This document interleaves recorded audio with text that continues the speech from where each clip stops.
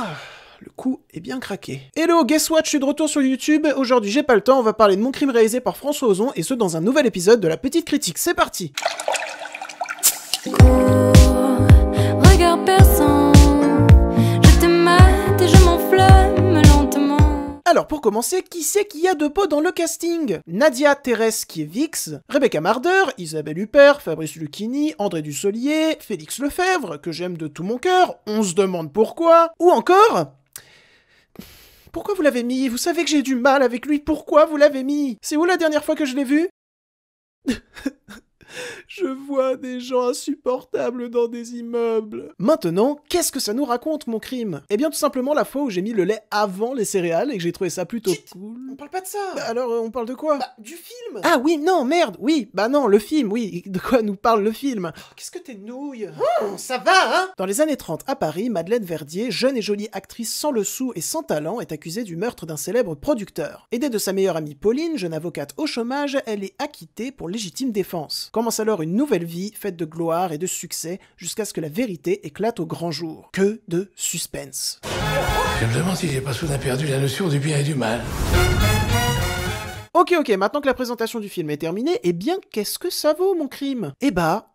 c'est très sympa. Premièrement, il y a quelque chose qui m'intéresse beaucoup, qui me plaît beaucoup dans le cinéma de François Ozon, que ça soit dans France, c'était 85 ou encore Mon Crime, c'est le travail de reconstitution d'une époque. L'ADA, les décors, la photographie, tout ça est extrêmement léché et extrêmement bossé, ça ne fait jamais cheap et ça fait vachement plaisir à la rétine. Et surtout, ça permet au spectateur de croire vachement à ce qu'il est en train de regarder. Aussi, comme annoncé dans la présentation, le film a un bête de casting. Un bête de casting qui, devinez quoi, a une bête de direction d'acteurs et d'actrices. Ils jouent tous et toutes très bien. Rebecca Marder en tête, mais également... Ouais, je suis le premier surpris, mais en fait, pas tellement. Parce que Danny Boone, je m'en suis rendu compte, j'ai pas grand chose contre lui en tant qu'acteur. Faut juste pas que tu réalises de films, frérot. Décidément, ton crime fait des miracles. Pour Mademoiselle Verdier. Encore? Pendant 40 ans, j'ai pas osé tuer mon mari.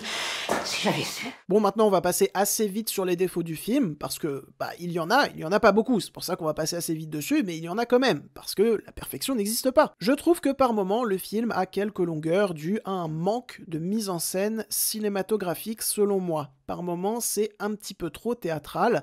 Et ça rajoute vraiment des longueurs. Quand t'as 500 chants contre chants qui s'enchaînent dans une scène de 10 minutes, c'est un petit peu long, quoi. Mais en soi, le film reste quand même bien mis en scène. C'est pas la meilleure mise en scène de François Ozon, mais ça fait le taf. Et aussi, je trouve que à la fin du film, on reste un petit peu sur notre faim. Sans mauvais jeu de mots. Voilà. Tu t'attends à un climax de fou et tu l'as pas, car bistouille. Vous aviez bien rendez-vous chez Monsieur Montferrand? Oui. Monsieur Montferrand est mort. Il a été assassiné.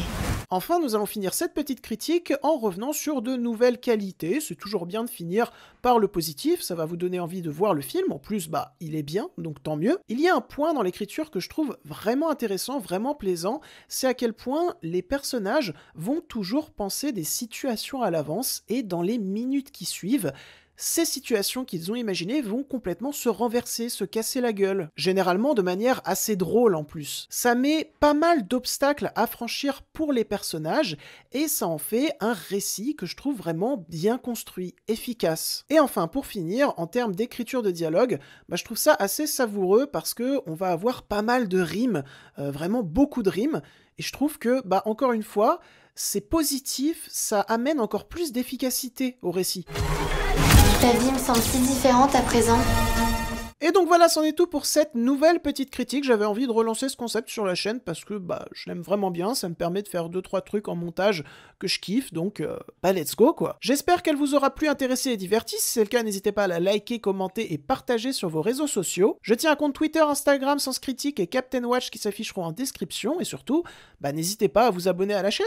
Voilà, on va vers les 700. C'est très cool, merci beaucoup à tous, je vous aime, et sur ce, je m'en vais côtoyer d'autres univers, et je vous dis, salut! Non ti accorgi quando piango.